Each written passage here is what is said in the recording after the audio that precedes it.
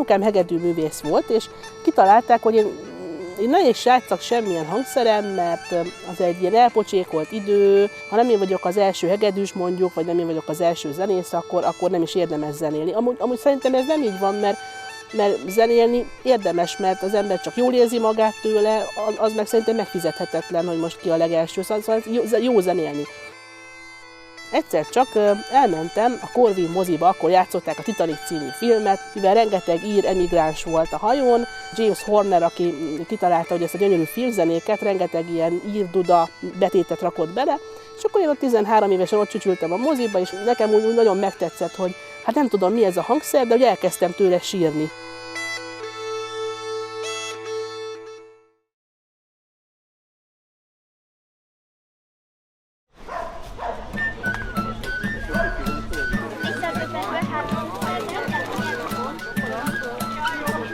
Bőrápoló krém élő növényi sejtekkel.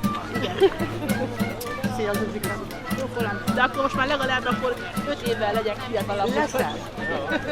Szia. Juliska néni egy kis tökmag esetleg, hogy mi ez a valami? Nem tudom.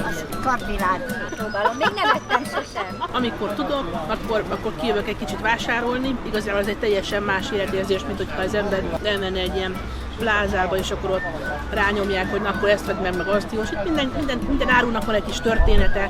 Az egyik néni, az egyik bácsi, megiszom itt a kis teljeskávémat, hogyha van káposztás rétes. Na jól van, menjünk! Egy gyerek skódudát is lehet vásárolni igazából, sípszár nélkül. Fölkeveredtem a mesterségek ünnepére, és egy standon ki volt rakva egy szőrös kecskeduda. És mondom, úristen, hát mondom, ez az a duda, amire én keresek, de nem találtam skódudát, de mondom, ez nagyon jó lesz így kezdetnek, hogy akkor ez egy kecskeduda, mondta nekem az úriember, hogy ez a magyaroknak a dudája volt, megmondom őszintén, én nem is tudtam, hogy a magyaroknak is van dudája. Mik vannak?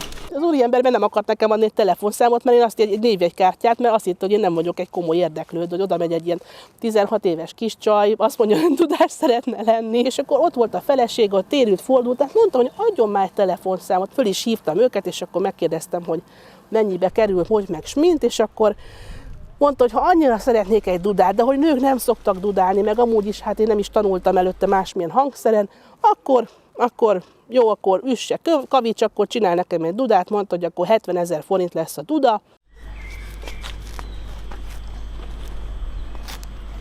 Az ez. Ahó, sziasztok! Ez tetszik neked? A piros. Tehát az a színed, a névszíned is. Na menjünk, gyertek, mert el fogunk késni a Davidtől. Anyukáméknak a hálószobájában a francia ágy tetején gyakoroltam, mert hogy mi van akkor, hogyha elájulok, akkor oda valami puhára essek, mert semmi, szóval megmondom őszintén, el lehet ebbe szédülni, ha nem ismeri az ember a technikát, hogy most fújni, nyomni, akkor most ebből hogy lesz dudálás. Remegve fölhívtam a Csóri Sanyit, hogy ifjabb Csóri, mondom, jó napot kívánok, Pék Zsuzsanna vagyok, Rákos Csabáról. Anyukámék meg már teljesen már hajukat tépték, hogy a gyerek már megint kitalál valamit, eljött, hogy matekkorepetálásra járna, és akkor vettem egy dudát, kérdez, mondom, vettem, és tudok rajta játszani, mondom, süsfelnapot már el tudom játszani. Jó van, akkor megnézi, és akkor mondta, hogy menjek le a Fagyűvő kocsmába Pesten egy megadott időpontban, mert akkor ő ott lesz. Azt mondja, vegyem elő a dudámat, és ott ugye nagy plénum, nem ott mindenki ott már idogált, meg már ment a tánchát, hogy akkor dudáljak. Azt hittem, hogy mindjárt elájulok. Mondom, mit most dudálni kell, mondom, üssekő, messzes vödör föl az asztalra, abból kiveszem a dudát. Ez nagy szőrös kecskeduda volt, nem ilyen volt, nagy fehér, szőrös, olyan igazi nagy bőre volt neki, vagy nehezen felfújom, tiszta paprika piros voltam. Elkezdem játszani a süsvelnapot, és akkor a Csanyi azt mondta, hogy nézzétek már billegtet.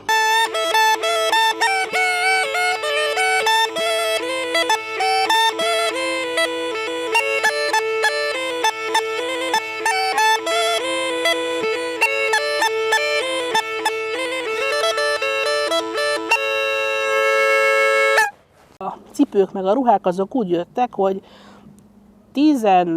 4 évesen, akkor én voltam ott a csodabogár, hogy olyan érdekes ruhákban jártam a suliba, hogy mindig varrattattam, volt egy néni, aki ott varta nekem ezeket az érdekes ruhákat, hogy megtervezgettem magamnak, és valahogy így jött ez az egész, hogy ez ilyen napi viselet, szóval a gyereknek az oviában is megszokták, hogy én mondtam, hogy milyen művészek vagyunk, hogy nehogy már kinézzenek bennünket.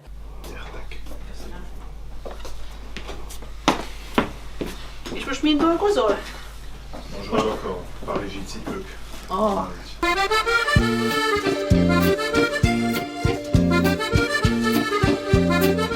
Na, Zsuzsi. Na.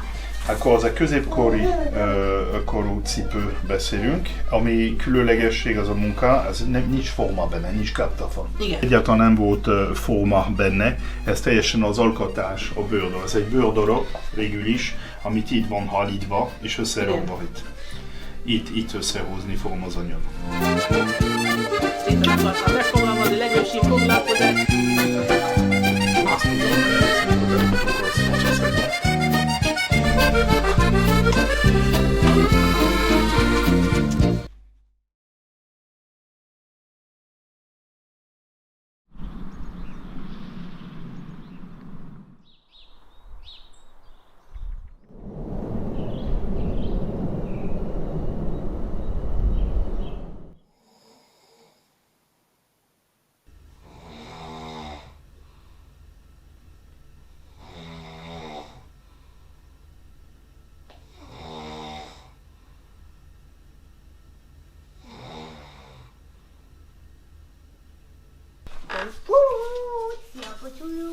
Puszelli és puliszkál, puszelli és puli-putyi, köszönöm puszelli. Az embernek sose szabad föladni az álmait. A nagymamámnak volt itt 2 nyaralója is Nagymaroson, ott a Szamaras hegyen. A teraszról körbe lehetett látni itt ezt a panorámát. Szóval lehetett látni a Várhegyet, a Salamon-tornyot. 14 évesen eldöntöttem, hogy én itt szeretnék élni, nekem ez nagyon tetszik. Küldök néked egy nápolyda, benne van a szívem, ez a kis szerelem, a minden.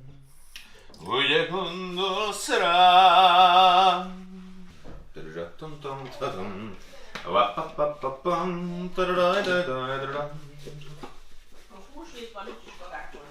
De a karácsonyi dalokat mindig lehet énekelni. Az ember szívébe kell, hogy karácsony legyen. Pont azon panaszkodtam, hogy nem sikerült magamnak, hogy én ilyen fura ember vagyok, hogy ilyen ruhákba járok, ebbe a cipőbe, nem egy mindennapi karakter, egy kicsit el is vagyok hízva, duci vagyok. Hogy fogok basszus, mondom, így párra találni, mondom, így megyek itt a közértbe, mit tudom, pékségbe, mondom, valakinek kell ez az egész, és pont erről beszélgettünk. És akkor kivágódik az autó ajta, és akkor látom, hogy kiszáll belőle egy úriember, jó kedve van, mert minden. Mondom, nézem, mondom, milyen jó képű ez a srác, tudod, így nézem, hogy messziről sasolom.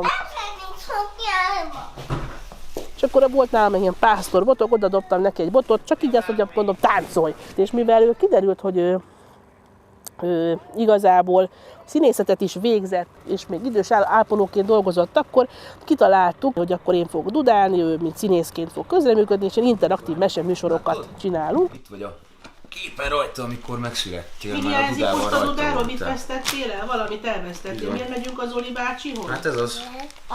Ez a síp. A sípot is elvesztetted, meg mit vesztettél még el? Ugye ez látod, hogy mi hiányzik innen? Mi van rajta még a képen? Persze.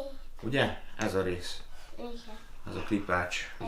Pista bácsit fölismered a képen, Szanka? Igen.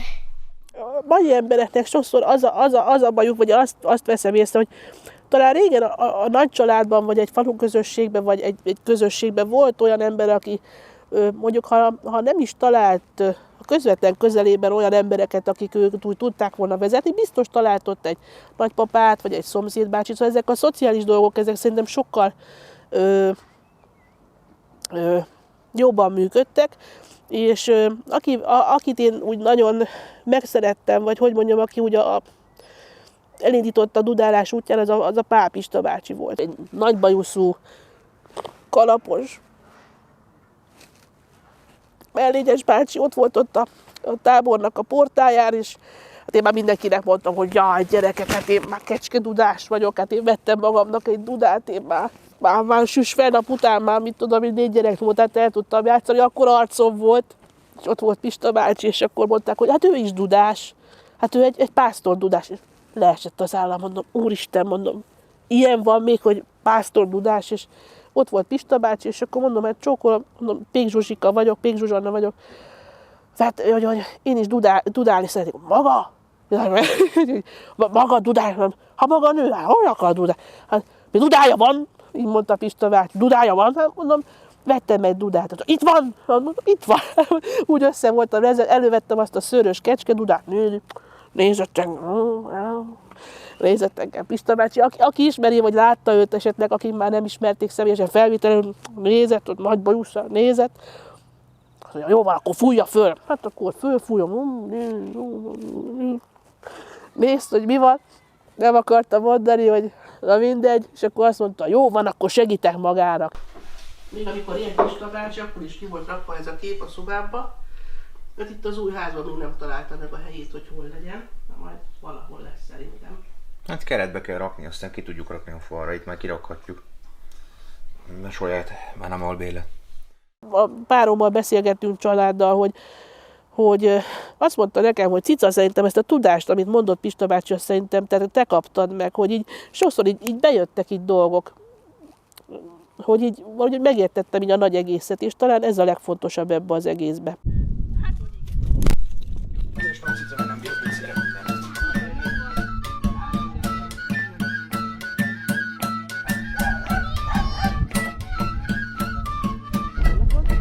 Napot! Visegrádot nézni az ember, de Magyarország kevésbé látja.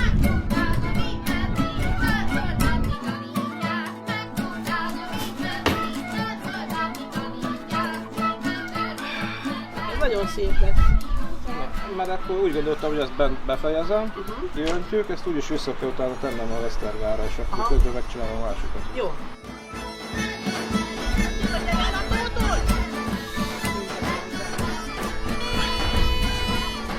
Jó, mentünk esztergálni.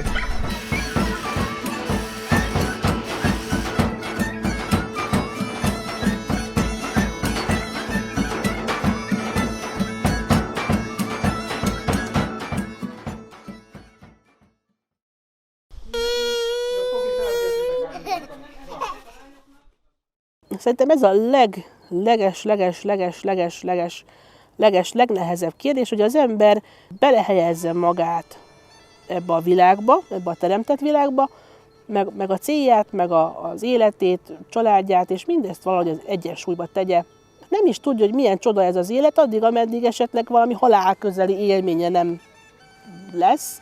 Nekem a szüléskor amúgy volt ilyen halálközeli élményem. Szóval veszélyeztetett terhesség volt, és hát közel voltam a Jóistenhez, na, szóval nem tudom, hogy mondjam. És akkor nagyon átértékeltem sok mindent, amit a hétköznapokban sokszor elfelejtek, hogy élve maradtam, és a gyerek is életben van, és mind a ketten egészségesek vagyunk, és hogy milyen nagy dolog az, hogy az ember föl kell reggel, kinyithatja a szemét, és élhet.